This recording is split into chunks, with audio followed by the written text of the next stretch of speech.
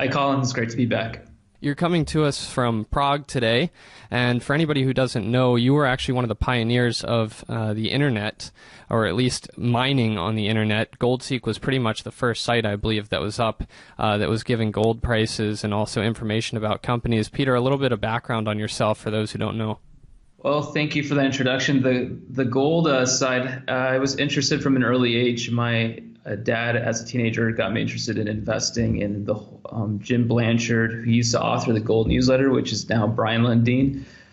He had a subscription to that. So with the web and internet coming around in the mid 90s, I started GoldSeek, which started off as a hobby and has grown into a substantial gold website today with about 250,000 monthly readers. So I started off as a gold investor, believing in precious metals as money, and also became interested in the mining stocks from an early age because of the opportunities. And back then, the opportunities were quite amazing at $250, $300 an ounce gold. But we fast forward with the gold price near $1,000, $1,100. There's quite a few opportunities again today. Actually, quite a few similarities from back at the bottom of that gold market cycle and what we're seeing today. Well, let's talk about where we are today. Gold prices over the last couple weeks seem to be making a turn upwards. Over the last couple months, we had the gold stocks holding up relatively strong, but the price of gold kind of knocking down, and a little bit of concern in the mind of investors that gold stocks would catch up and actually start heading down. But it seems like we might be having a good start to 2017. What's your feeling, Peter? It does. It's a really good indication, as it's historically been shown, gold stocks lead the price. So it's a good sign that this is for real and that we are going to reverse these losses that we saw. Technically, the gold price has some really good support around 1,100 or so. There's a big downtrend resistance from the peak about 5 to 6 years ago, and that intersects around 1,275, 1,300. So technically, there might be some resistance there. But what I'm seeing right now is a growing, strengthening gold price where we have Wall Street back in the market. They're buying. They've been sellers of the gold. You can see in the gold ETF, they sold millions of ounces of gold from pretty much the time that Trump was elected in November till a couple weeks ago. So now with them buying, China's buying in a big way. There's kind of a rush for gold, and with the technical and just general traders out there, the market's in a really good position. I don't know if it's going to do a breakout in the next several weeks or it's later this year, but I think the gold price more likely in the coming months will break through this resistance, and then we could be really off to much higher U.S. dollar gold price. $1,400-$1,500 being really $1,475, $1,500 being the next upside after that. Peter, when you started GoldSeek back in the early 90s, and since then you've seen quite a few cycles. You had that cycle leading up to the Briac scandal, which was pretty epic. 2002 to 2007 was a fantastic run in the gold stocks, and then we had a mini rally after the crash in '08 that lasted through to 2011. And you mentioned that there were some similarities today when gold's at $1,000, $1,100 an ounce, to the gold price back to the gold stocks back when it was at $250 an ounce, which is pretty hard to imagine. But what it pointed out was just how cheap the gold stocks got.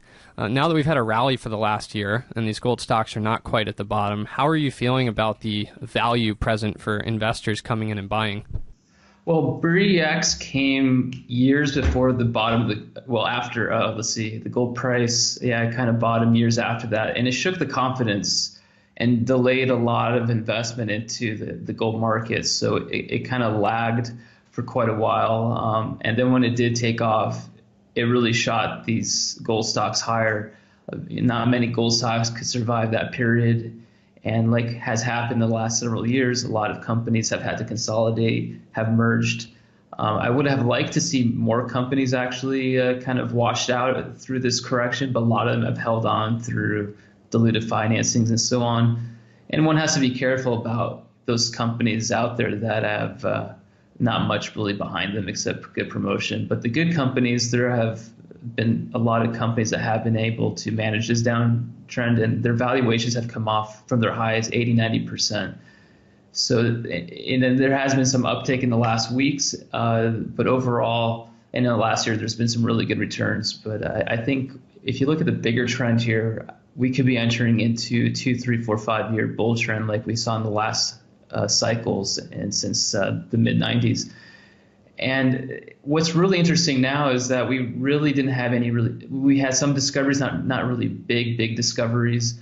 And these big senior mining producers have gone through their reserves and resources. So we're in a real big need right now to replenish those from the seniors. So there's a big underinvestment and capital investment into the gold sector and silver sector. So exploration companies with some assets and good prospects, they're going to get a lot of interest in the coming cycle, and investors can participate in that by getting in the right companies. Peter, Trump's ascension to the presidency has been a hot topic for the past couple of months. It certainly shifted some capital. Trump's policies are going to differ quite a bit from Obama. He's talking about tax cuts, potentially tax rebates, maybe some industrial sort of initiatives in terms of building out infrastructure, which seems to have driven the industrial commodities. First of all, what's the sentiment for Trump over in Prague and Europe that you're sensing, and what do you think it's going to spell for the commodities moving forward?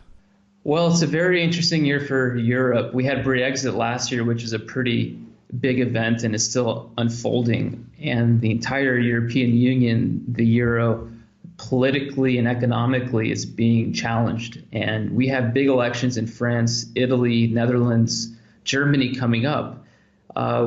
If we get this national pride, these national populist movements, which has kind of had enough of these old regimes come up and into power, well, this European Union is going to fall apart, and the euro looks very vulnerable at that point. So for the coming year, at least until we have resolution and know how this plays out, the euro doesn't look like it's going to do so well. The dollar is kind of the good paper alternative, and it's giving a false sense of security because people are going into the U.S. dollar because rates are going up and the euro is weak.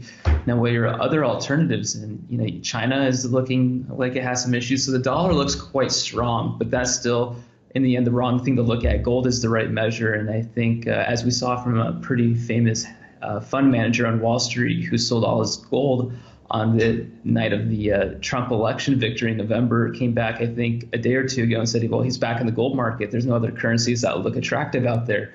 And I think that's really the conclusion that most are going to have to come to, is that the dollar is going to be devalued under Trump, most likely. There's too much debt. He is known as the king of debt. And he was asked before the elections, how does he manage debt? And his response was, well, I spend a lot, which is kind of these infrastructure projects we're talking about and other big, building up the military and so on. And then you go and renegotiate with the bond or debt holders and make them accept less. So maybe that's, what's happening right now. We're going to issue a lot of more debt. We're already 20 trillion as a nation at the current, level, and it goes put some more out there and then devalue the value of that debt by devaluing the U.S. dollar. So for him, I think there's some optimism about American business, and that's a different topic. But as far as the value of the U.S. dollar goes, I think it's their policy and their interest to devalue it, because a strong dollar is not going to help manufacturing. It's not going to help bring jobs back. It's not going to make managing the debt easy. So that makes gold a very interesting play right here. And that might be also reflected with inflation coming back. On the topic of currencies, devaluation, debt levels, talk to us a little bit about capital controls. Well, this is an issue that's growing globally, and it's something that we'll see what happens in the U.S.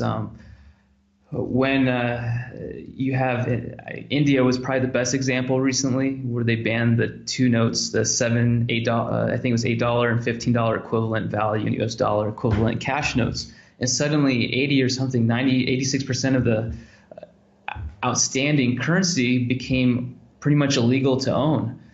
We're talking about cashless societies and more controls over central authorities trying to have control over your assets and how you move your money around, and they're looking for ways to tax it. And that's why Bitcoin is becoming more and more interesting. And you see the demand from China, where they have capital controls, which restricts how much money a person can take out of the country at a given time. You could wake up and like we saw in the early 1930s, there's a confiscation order on gold. I think with Trump, that threat in the U.S. is a bit diminished right now because there's not a lot of ownership of gold, and Trump seems to be actually in favor of gold.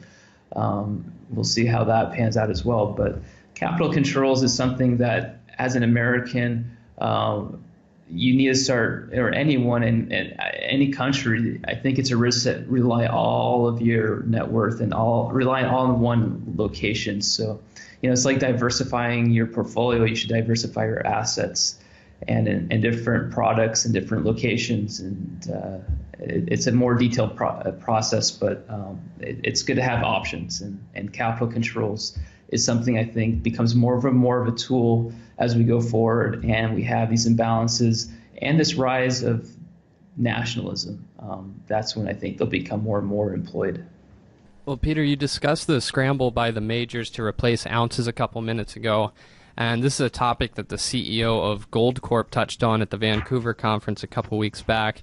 Actions certainly speak louder than words, and sure enough, Goldcorp and many majors are investing in junior companies that have either substantial resources or are moving into production, and this must be driving a bit of your investment and speculation ideas in terms of where you're allocating your money and suggesting for other people to maybe look.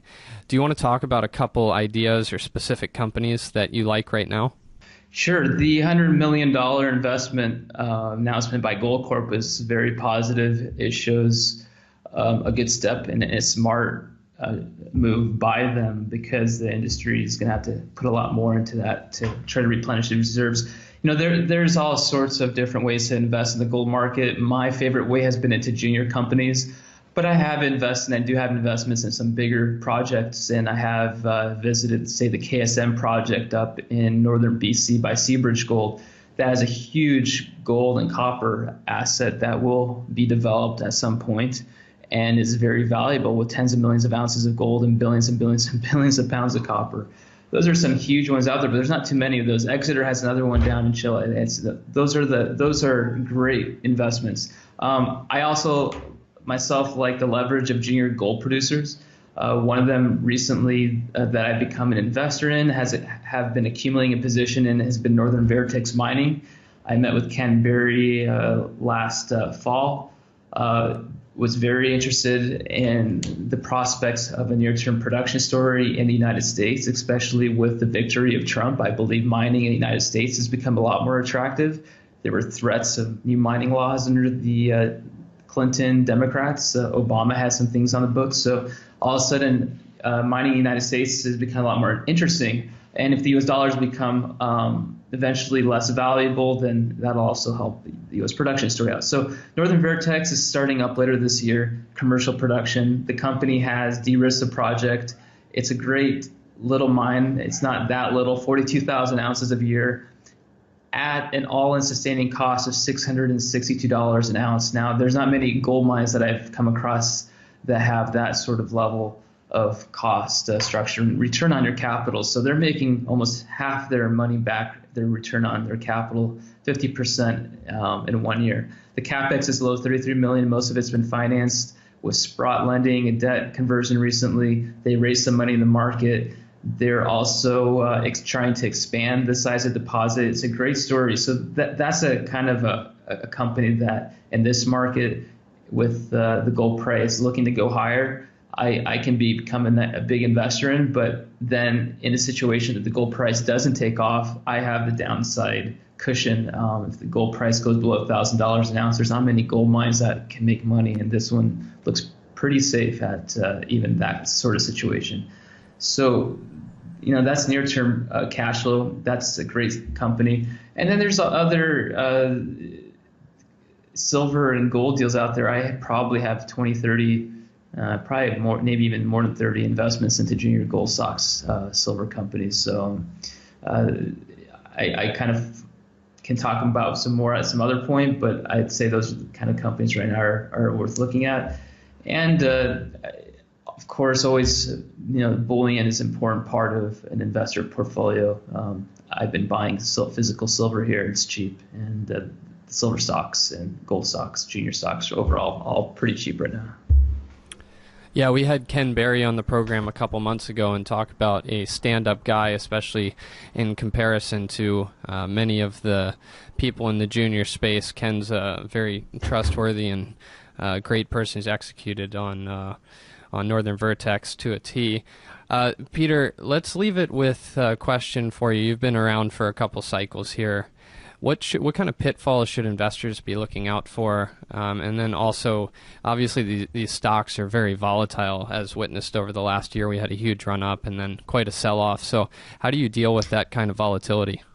Well, it's good to always have cash because you never know when the next opportunity comes. You always feel like when you're buying that you're buying at a good price and then a better opportunity comes around. So always having cash to buy these pullbacks is great.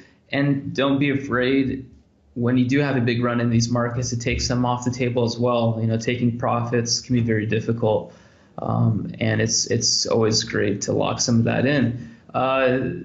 This sector has a lot of choices. I think last year, coming from the bottom of the gold market, you could have almost picked any company and done well with it. But I think this year going forward, there'll be somewhat of a repeat, but you have to be more selective. So I always talk about management. Ken Berry, for example, yes, I can invest in this Northern Vertex mining because he is the kind of person that knows how to run a company and is competent.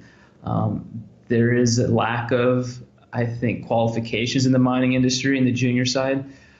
Finding the right mix of people, it's hard. So when you do find that, I think it's important to make sure you're investing in the people first, and then the projects and everything else after. And it's it's a hard, difficult business to be in. But if you do select the right companies, there are some big rewards out there.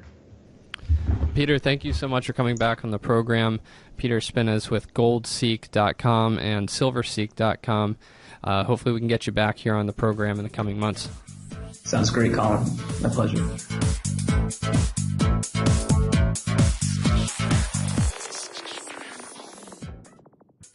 Think you understand the junior mining sector and you think that the participants in the mining sector, junior mining sector, are good people and kind people, hit the bid. How violent that term could be, it actually could be quite violent. It could be a rip-your-face-off uranium rally. And the world is always going to need raw materials. It's going to need copper and gold and nickel and so forth. Totally destabilized. Hey, Troll, did you hear what's going on in Yemen, or are you too stupid?